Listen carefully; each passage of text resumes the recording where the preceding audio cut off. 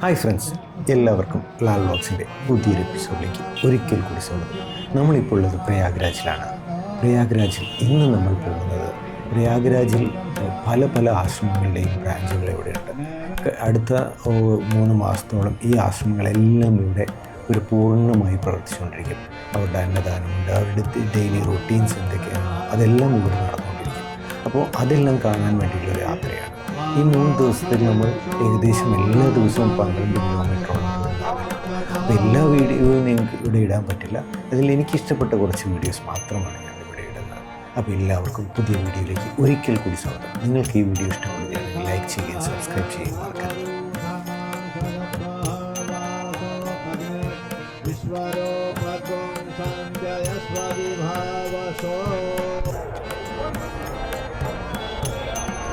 जन्योपवीतान्तराज्वनियङ्गलं समर्पयामि। उपास्मय गायतः नरः पवमानायन्दवे।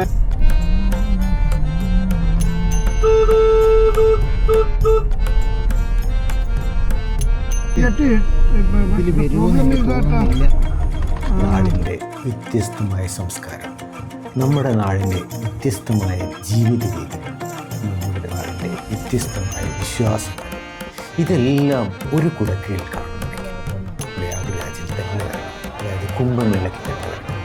കുംഭമേളയിൽ ഈ ഭാരതത്തിൻ്റെ ഓരോ മുക്കിലും മൂലയിലുള്ള ചെറിയ ആശ്രമങ്ങൾ തൊട്ട് വലിയ ആശ്രമങ്ങൾ വരെ അവരുടെ എല്ലാ രീതിയിലുള്ള വിശ്വാസങ്ങളും, അവരുടെ എല്ലാ രീതിയിലുള്ള പ്രാർത്ഥനകളും, അവരുടെ എല്ലാ രീതിയിലുള്ള കാഴ്ചപ്പാടുകളും നമുക്കിവിടെ കാണാൻ പറ്റും.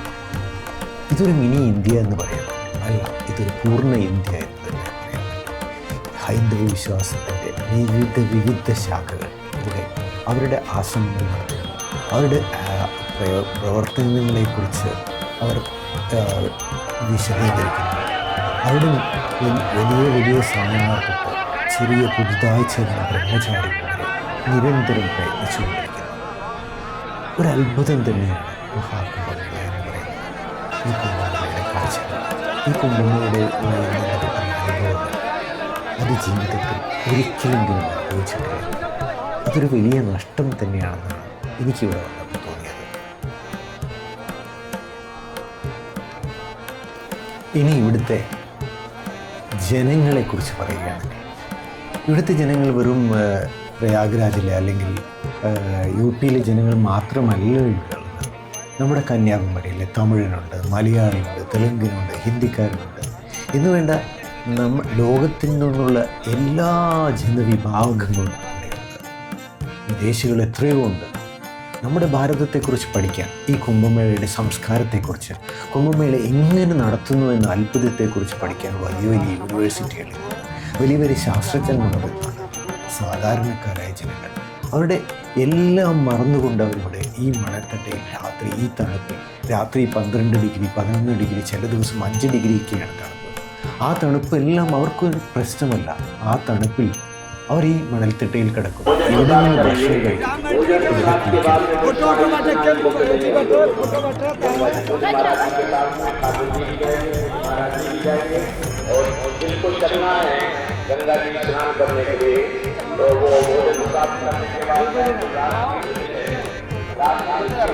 അകത്ത് കയറാൻ പറ്റില്ല. എനിക്കറിയില്ല.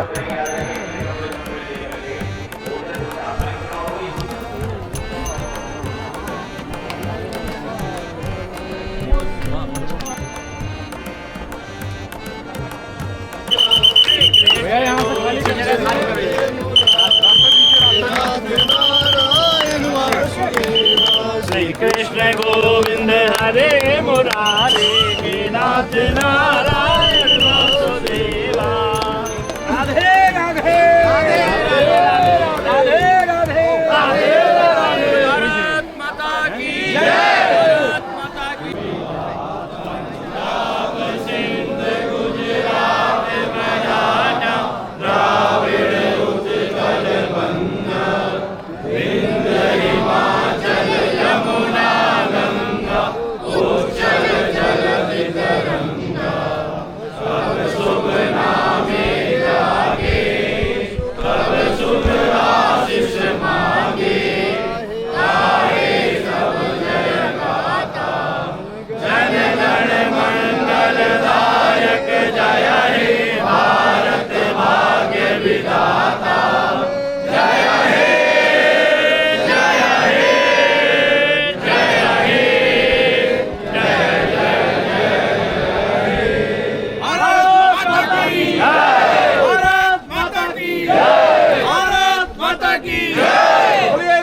भगवान की गुरुदेव भगवान की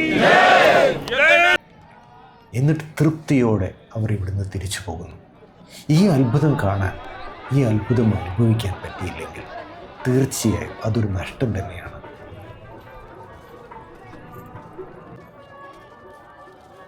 ഒരിക്കലെങ്കിലും ഈ ഒരു അനുഭവം ജീവിതത്തിൽ കിട്ടുകയാണെങ്കിൽ ഇനിയെങ്കിലും നഷ്ടപ്പെടുത്തരുത് എന്നാണ് എനിക്ക് നിങ്ങളോട് പറയാനുള്ളത്. ത്തിനോ വിശ്വാസത്തിനോ അല്ല പ്രാധാന്യം, അനുഭവങ്ങൾക്ക്, ജീവിതത്തിൽ കിട്ടുന്ന അനുഭവങ്ങൾക്കാണ് പ്രാധാന്യം. മതവും വിശ്വാസവും ഇല്ല എന്നല്ല, പക്ഷേ ഭാരതത്തെ അറിയാൻ, ഇന്ത്യയെ അറിയാൻ ഈ മണൽത്തട്ടിൽ ഒരു ദിവസമെങ്കിലും താമസിച്ചാൽ നമുക്ക് കഴിയും.